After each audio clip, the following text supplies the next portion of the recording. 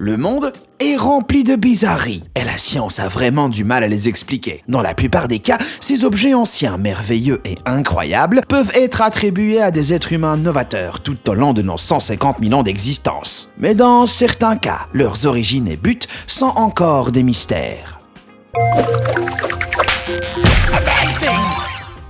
Numéro 10, l'étrange antenne des fonds marins. Au plus fort de la paranoïa pendant la guerre froide, un navire de recherche océanographique, l'USNS Eltanin, a fait une découverte assez étrange en scrutant les fonds marins de l'Antarctique. Ça ressemblait à une antenne, haute, droite, avec des bras régulièrement espacés à des angles de 90 degrés. Plusieurs théories ont vite été développées. Certaines supposaient des origines artificielles, peut-être soviétiques, et d'autres sur l'inexplicable. Pourrait-il s'agir d'un objet alien 4000 mètres sous les vagues en Antarctique. C'est un endroit assez inhospitalier et la probabilité que cette antenne soit d'origine humaine semblait minuscule. Cette forme extraterrestre a été examinée jusqu'à ce qu'elle soit finalement identifiée comme étant une Cladorhiza concrescens, un type d'éponge de mer qui vit dans les eaux profondes. Les photos de cette éponge ressemblaient bien à l'antenne d'Eltanin. Et des gens voudraient aller réexplorer cet objet des profondeurs pour voir s'il a changé depuis sa découverte.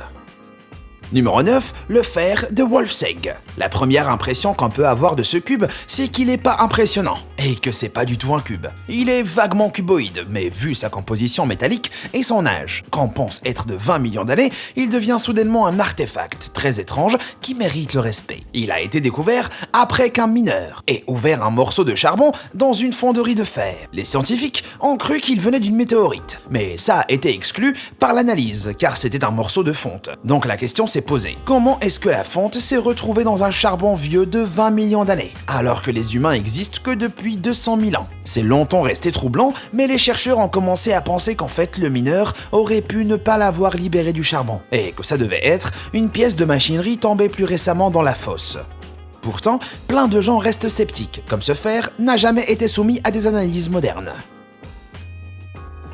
Numéro 8, les lignes de Nazca et le squelette d'Atacama. Les lignes de Nazca, découvertes dans le désert de Nazca au sud du Pérou, font vraiment partie des géoglyphes les plus étonnants de la planète. Les géoglyphes sont des icônes gravées à la surface de la Terre. Les lignes de Nazca sont un marqueur étonnant de la civilisation ancienne et ont environ 2000 ans. Elles sont très complexes et il y en a plus de 30 dispersées dans le désert, ce qui en fait la collection la plus intéressante de géoglyphes anciens de la Terre. On pense que ces géoglyphes étaient un moyen de communiquer avec les dieux au-dessus de la Terre, pour prier pour la pluie, et ça a naturellement inspiré toutes sortes de théories sur les contacts avec des extraterrestres. Même s'il est plausible qu'elles aient été créées avec des outils simples par la culture Nazca. Ce qui est le plus incroyable, c'est l'éventail de personnages étranges créés, des orques à des astronautes. Le squelette d'Atacama est une autre curiosité sud-américaine, aussi découverte dans le sud du Pérou, et s'ajoute à ce mystère. C'est un squelette humanoïde vraiment minuscule, ne dépassant pas 15 cm de longueur. Malgré sa taille, c'est clairement pas un fœtus, comme il a une anatomie développée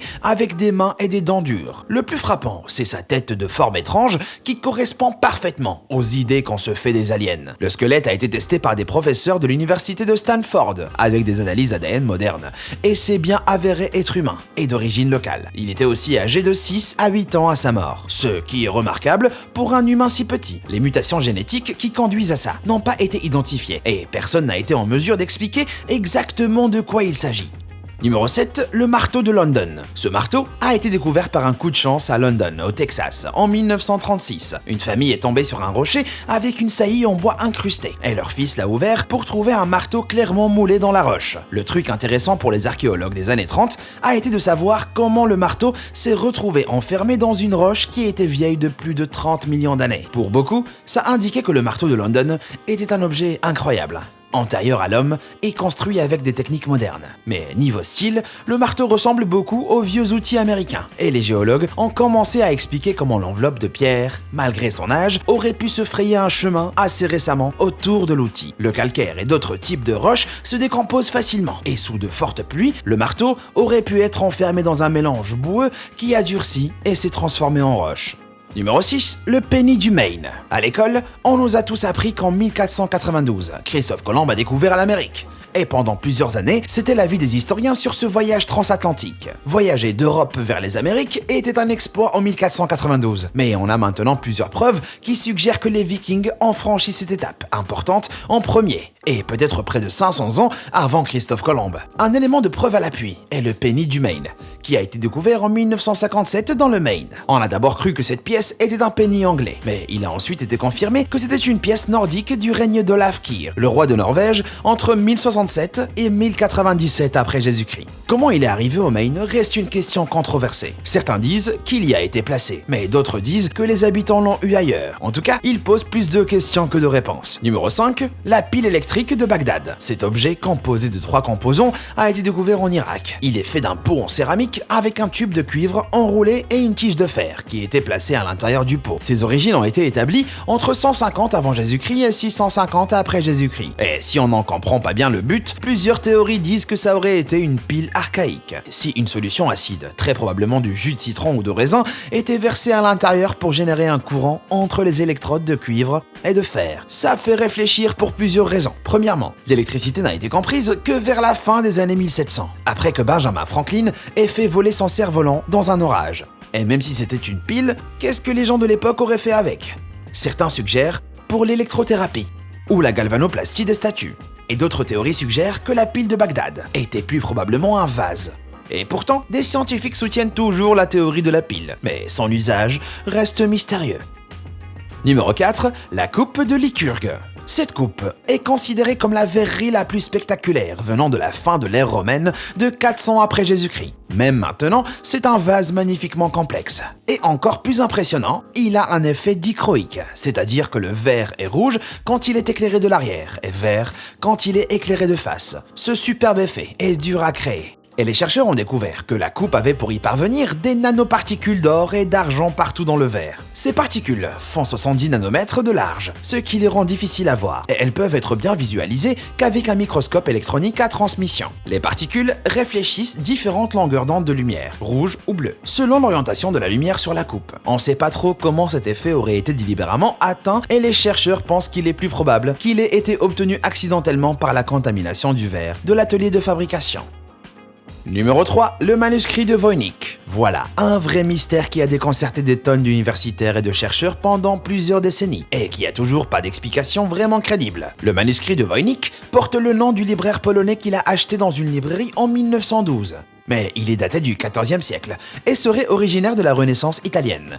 C'est un livre assez long de 240 pages, dont la plupart sont remplis de paragraphes denses, diagrammes étranges, pictogrammes, dessins et de symboles. Le plus surprenant, c'est que personne n'a encore été en mesure de décoder le système d'écriture malgré les efforts de plein de scientifiques, briseurs de code et cryptologues du monde entier.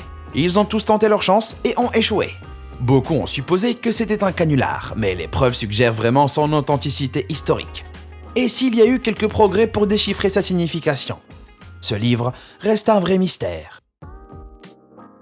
Numéro 2, la carte de Piri Reis. Cette carte contiendrait des informations sur la découverte de la côte antarctique, près de 200 ans avant ce qu'on pensait. Cette carte regorge de détails étonnants et a été constituée par Piri Reis, un amiral et cartographe turc qui a fait cette compilation à partir de plusieurs cartes créées par les Égyptiens, les Portugais et les Arabes entre autres. Si les opinions divergent sur le fait que c'est bien la côte antarctique représentée sur la carte, la masse continentale n'a pas encore été vraiment identifiée, ce qui a conduit certains chercheurs à conclure que la carte devait être basée sur d'autres cartes perdues de navigateurs des océans. Certaines personnes pensent que des civilisations anciennes et high-tech sont responsables. Mais aucune de ces affirmations que la masse continentale considérée comme l'Antarctique soit qu'une erreur. Numéro 1, la machine d'Anticythère. L'incroyable intelligence des anciens Grecs continue à impressionner les scientifiques et l'objet le plus célèbre qui le prouve, c'est sûrement la machine d'Anticythère. Cet objet est vraiment hallucinant car sa complexité mécanique se rapproche de celle des horloges européennes du XIVe siècle. Il date d'environ 100 avant Jésus-Christ, ce qui en fait le plus ancien calculateur analogique jamais trouvé sur Terre. Des études d'imagerie de l'appareil ont trouvé qu'il possède 37 engrenages qui lui permettent de suivre les mouvements de notre système solaire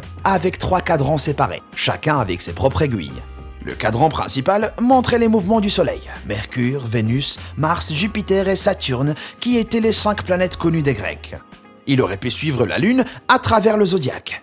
montrait quand des éclipses allaient se produire et a même été conçu pour montrer les irrégularités de l'orbite de la Lune. Un autre cadran montrait la date dans le cycle métonique grec de 19 ans et cycle calépique de 76 ans. Et le troisième cadran montrait le cycle des éclipses. Son énorme complexité parle d'elle-même, mais son fabricant reste inconnu, si sa fonction complexe semble exagérée vu son âge impressionnant. Son design et iconographie restent plausibles, vu le style grec, et les infos qu'il contient ont été bien documentées par plusieurs astronomes et d'autres universitaires.